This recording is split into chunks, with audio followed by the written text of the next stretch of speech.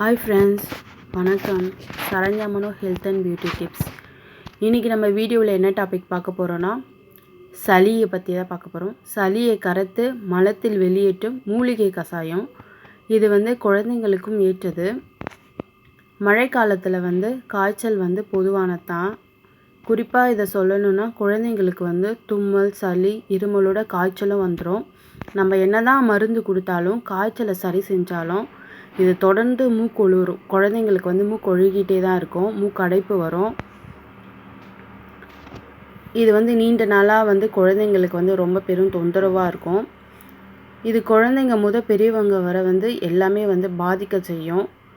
அதுலேயும் சளி இன்னும் கொஞ்சம் அதிகமாக இருந்தால் நெஞ்சில் கட்டியாக அடைச்சிக்கிட்டு மூச்சு விடுறதுக்கே ரொம்ப கஷ்டமாக இருக்கும். அதுக்கு மருந்துகள் எதுவும் உதவி இல்லாமல் கை வைத்தியம் மூலமாக எப்படி செய்யலான்றது பார்க்கலாம் வாங்க. அப்படியான மூலிகை உணவு தான் தூதுவளை. இதை எப்படி எடுத்துக்கொள்ளலான்னு பார்க்கலாம். மழைக்காலத்தில் நோய் எதிர்ப்பு சக்தியை எப்படி உருவாக்குதுன்னு பார்ப்போம். அந்த காலத்துலலாம் உணவில் மழைக்கால உணவுகள் அப்படி சொல்லிகிட்டே அதிகமாக நம்ம சீரகம், பூண்டு, சுக்கு, இஞ்சி, மிளகு இது எல்லாமே நம்ம உணவில் அதிகமாக சேர்த்துப்போம். மிளகு ரசம், கொள்ளு ரசம் இது எல்லாமே சளி பிரச்சனையிலேருந்து நம்மளை காப்பாற்றும்.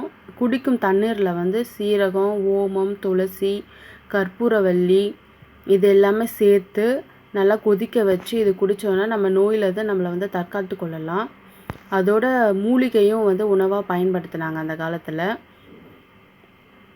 அப்படியான மூலிகை என்னன்னாக்கா தூதுவளை தான்.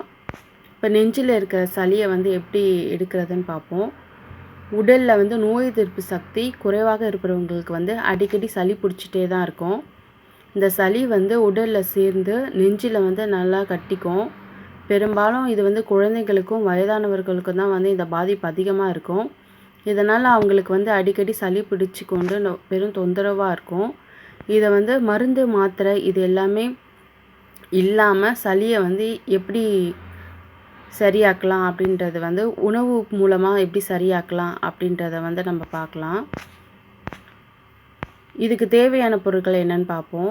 மிளகு 5 டீஸ்பூனு, சுக்கு பொடி 10 டீஸ்பூனு, தனியா 20 டீஸ்பூன், ஏலக்காய் 1 டீஸ்பூன். இது எல்லாத்தையும் நல்லா பொடியாக அரைச்சிட்டு ஒரு பாட்டிலில் நல்லா ஸ்டோர் பண்ணி வச்சுக்கோங்க. அதுக்கப்புறம் தூதுவளை கைப்பிடி, 1/4 கைப்பிடி, துளசி 1/4 கைப்பிடி, கற்பூரவள்ளி 2 இலை, ஆடாத்தோட 1/4 கைப்பிடி. இதை 3 டம்ளர் நீரில் நல்லா கொதிக்க வச்சு இந்த இலையெல்லாம் போட்டு ஒரு கொதி வந்ததும் அடுப்பை ஆஃப் பண்ணிவிட்டு இந்த நம்ம அரைச்சி வச்சுருக்க பொடியை 1 டீஸ்பூன் போட்டு நல்லா மூடி வச்சுருங்க. அந்த எசன்ஸ் ஃபுல்லாக நல்லா ஊறினதுக்கப்புறமா பனவெல்லம் அப்படி இல்லைன்னா தேன் சேர்த்து இதை குடிக்கலாம். இதை எப்படி குடிக்கிறதுனா, குழந்தைங்களுக்கு 5லேருந்து 8 வயசு வரைக்கும் உள்ள குழந்தைங்களுக்கு 1/4 டம்ளர் அளவு கொடுக்கலாம். 9லேருந்து 13 வயசு உள்ள குழந்தைங்களுக்கு 1/2 டம்ளர் கொடுக்கலாம். பெரியவங்க 3/4 டம்ளர் அளவு வரைக்கும் எடுக்கலாம். தினமும் 2 வேளை கொடுத்துட்டு வந்தால் நெஞ்சில் இருக்க சளி எல்லாமே கரைஞ்சி மலத்தில் வெளியேறிடும். பெரியவங்க இது 3 வேளை வரைக்கும் எடுக்கலாம். தொடர்ந்து 1 வாரம் வரை இதை குடிக்கலாம். சளி உள்ளுக்குள்ளேயே தொடர்ந்து இருந்துக்கிட்டே இருந்துச்சுன்னா 1 வாரம் கேப் விட்டுட்டு அடுத்து மறுவாரம் திரும்பவும் ஸ்டார்ட் பண்ணி கொடுக்கலாம். குழந்தைகளுக்கு கொடுக்கும்போது இந்த பொடியோட அளவையும் இலையோட அளவையும் கொஞ்சம் குறைச்சிக்கலாம். இனிப்புக்கு அதிகமாக வேணும்னா குழந்தைங்களுக்கு தேன் அப்படி இல்லைன்னா பனவெல்லம் சேர்த்து குழந்தைங்களுக்கு கொடுத்தா குழந்தைங்க மறக்காமல் நல்லா குடிப்பாங்க. இதில் என்னென்ன நன்மைகள் இருக்குன்னா, மிளகு, சுக்கு, தனியா இது 3மே நம்ம உடலுக்கு நோய் எதிர்ப்பு சக்தி அதிகமாக இருக்கும். ஆடாத்தோட இலையும் அதோட வேறு 2மே சளிக்கு நல்ல மருந்து. தூதுவளை எப்போவுமே சளிக்கு எதிரான ஒரு மூலிகை தான் இது. மழை காலத்தில் நம்ம தூதுவளை துவையல் நல்லெண்ணெய் சேர்த்து பிசைஞ்சு சாப்பிட்டோன்னா நமக்கு உடனடியாக சளியை நிறுத்தும். துளசி மூலிகைகளோட ராணி அப்படின்னு சொல்லுவாங்க. துளசியை குழந்தைங்களுக்கு எந்தவித தயக்கமே இல்லாமல் கொடுக்கலாம். துளசி நீர் தொண்டைக்கு குழந்தைங்களுக்கு நல்லா இதமளிக்கும். கற்பூரவள்ளி காரத்தன்மை இருக்கிறதுனால சளி, இருமல் இது எல்லாமே ஸ்டாப் பண்ணும். இது தொண்டை புண் குறைக்க செய்யும். ஆஸ்மா, அதுக்கப்புறம் மூச்சுக்குழாய் அழைச்சி சிகிச்சை அளிக்கும். இந்த கஷாயம் சளியை வெளியேற்றுவது இல்லாமல் இருமலும் தடுக்கும். மேலும் இது போன்ற வீடியோக்களுக்கு Saranya Mano health and beauty tips. Subscribe பண்ணுங்கள், லைக் பண்ணுங்கள், ஷேர் பண்ணுங்கள்.